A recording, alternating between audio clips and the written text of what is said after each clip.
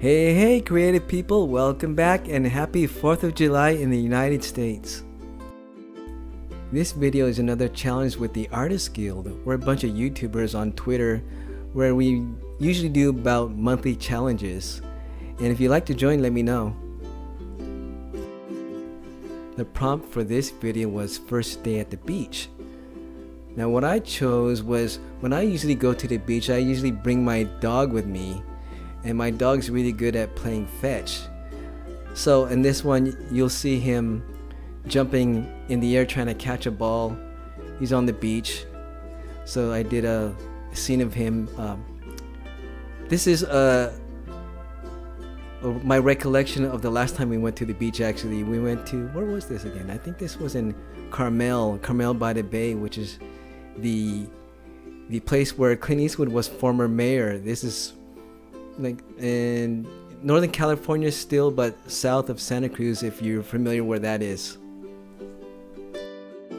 Now when I started off with this, I wanted to create a texture on the background. So what I did was got some watercolor and soaked it in a sponge and drizzled it on the watercolor paper and let it dry with a blow dryer each time. So I created a texture effect. So in that way, the image, the colors will have a kind of unified color in the background.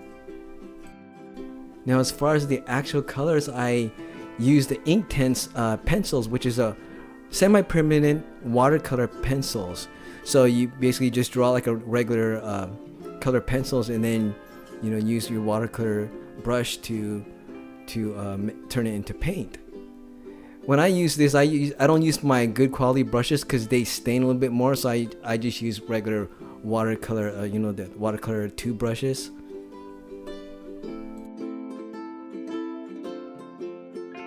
So I start off first doing flat colors and then wet it with the watercolor brush and then wait till that the paint dries and then go in with the additional details with highlights and shadows.